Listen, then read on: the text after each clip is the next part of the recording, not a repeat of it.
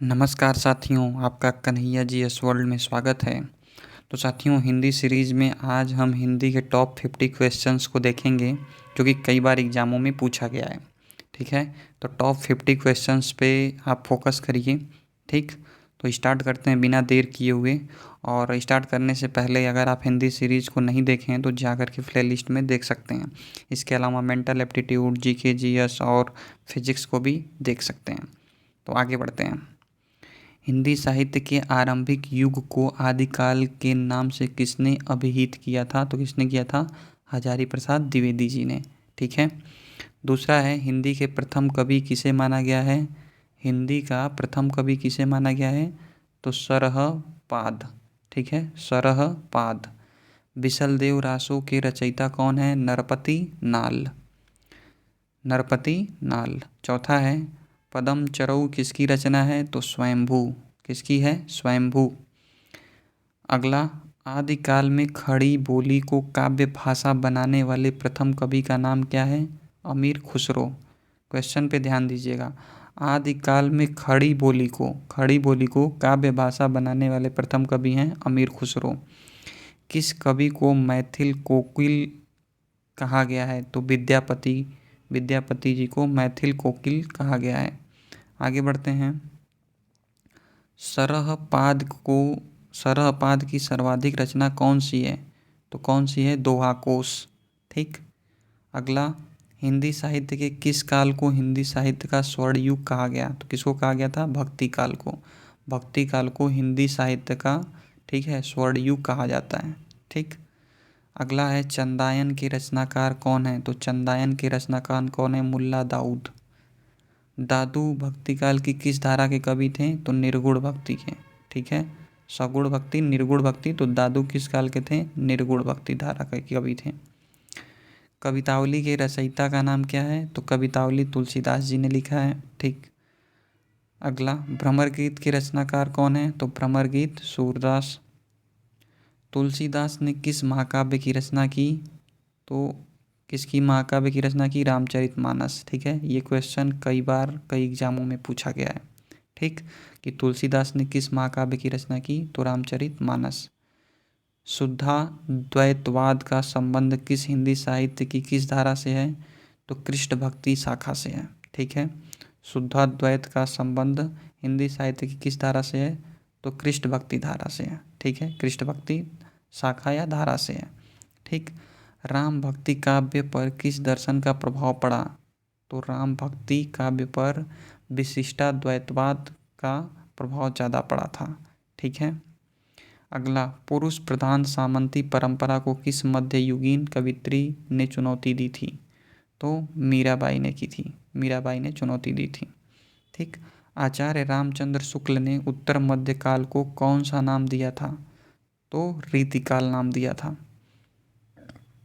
रीतिकाल को काव्य की दृष्टि से कितने भागों में बांटा गया है? तो रीतिकाल को काव्य की दृष्टि से 3 भागों में बांटा गया है। रीति सिद्ध काव्य धारा के प्रमुख कवि कौन है? बिहारी। रीतिकाल के किस कवि ने वीर रस प्रधान रचनाएं की थी? तो भूषण जी ने। घनानंद किस काव्य के कवि हैं? रीतिमुक्त। घनानंद किस काव्य धारा के कवि हैं? तो रीतिमुक्त। आधुनिक काल में लिखा गया खड़ी बोली का प्रथम महाकाव्य कौन है? तो प्रिय प्रवास। आधुनिक काल में लिखा गया खड़ी बोली का महाकाव्य क्या है? प्रिय प्रवास। साकेत के रचनाकार का नाम लिखिए। तो साकेत किसने लिखा है? मैथिली शरण गुप्त जी ने लिखा है साकेत। ठीक। पुष्प की अभिलाषा कविता का नाम का कवि कौन है? मतलब पुष्प की अभिलाषा कविता किसने लिखा है? तो माखनलाल चतुर्वेदी जी ने लिखा है। छायावाद को स्थूल के प्रति सूक्ष्म का विद्रोह किस आलोचक ने किया था? छायावाद को स्थूल के प्रति सूक्ष्म का विद्रोह करके किस आलोचक ने ऐसा कहा था? किसने कहा था? तो वो डॉक्टर नगेंद्र प्रसाद ने। ठीक है। कामायनी में किस दर्शन की अभिव्यक्ति हुई है? शैव दर्शन। कौन सा दर्शन? शैव दर्शन। ठीक। सरोज स्मृति रचना किस कवि ने की है? तो निराला जी ने। सरोज स्मृति किसने की है? निराला जी ने। ठीक। सरस्वती पत्रिका ने निराला की किस रचना को अस्वीकार कर दिया था? तो जुहू की कली। ठीक, निराला जी की एक रचना थी जुहू की कली, जिसको सरस्वती पत्रिका ने क्या कर दिया था, अस्वीकृत कर दिया था। आधुनिक काल की मीरा किसे कहा जाता है, तो महादेवी वर्मा को क्या कहा जाता है, आधुनिक काल की मीरा कहा जाता है। ठीक, रसवंती के रचनाकार का नाम लिखिए, तो रामधारी सिंह दिनकर। ठीक है, रामधारी सिंह दिनकर जी ने रसवंती की रचना की है। मधुशाला के रचनाकार का नाम, तो हरिवंश राय बच्चन। प्रकृति के सुकुमार कवि किसको बोला जाता है, सुमित्रानंदन पंत जी को बोला जाता है प्रकृति प्रेमी। ठीक, चांद का मुंह टेढ़ा काव्य संग्रह के कवि कौन से हैं, तो चांद का मुंह टेढ़ा किसने लिखा है, मुक्तिबोध गजानन माधव मुक्तिबोध ने। ठीक है, मुक्तिबोध इनको शार्ट में बोला जाता है, इनका पूरा नाम क्या है, गजानन माधव मुक्तिबोध। अंधेरे में कविता का रचनाकार कौन है, तो अंधेरे किसने लिखा है, तो मुक्तिबोध जी ने लिखा है। ठीक है, आंगन के पार द्वार काव्य संग्रह किस कवि ने लिखा है, अज्ञेय जी ने लिखा है। ठीक, संसद से सड़क तक काव्य संग्रह किसने लिखा है, धूमिल। किसने लिखा है, धूमिल। हिंदी का प्रतिनिधि गजलकार किसे माना जाता है, तो दुष्यंत कुमार को। एक बार दोबारा देखिए, हिंदी का प्रतिनिधि गजलकार किसे माना जाता है, तो दुष्यंत कुमार को। सबरी नामक कृति के रचयिता कौन है, तो सबरी नामक कृति के रचयिता हैं जगदीश गुप्त। विश्वास बढ़ता ही गया कविता किसने लिखा है, शिव मंगल सिंह सुमन। शिव मंगल सिंह सुमन ने लिखा है विश्वास बढ़ता ही गया। अब ये सब चीज़ें तो याद करने वाली हैं, तो याद तो करना ही पड़ेगा। बादल को घिरते देखा है कविता के रचनाकार कौन है, नागार्जुन जी। ठीक है, नागार्जुन। चिंतामणि किसने लिखा है, आचार्य रामचंद्र शुक्ल ने। तो चिंतामणि क्या है, ये निबंध है। ठीक है, कभी काल ऐसे भी पूछ देता है कि उपन्यास है, कहानी है, निबंध है, क्या है। तो चिंतामणि किसके निबंधों का संकलन है, आचार्य रामचंद्र शुक्ल के। आंगन का पंछी और बंजारा मन निबंध संग्रह के लेखक का नाम क्या है, तो विद्यानिवास मिश्र। क्या नाम है, विद्यानिवास मिश्र।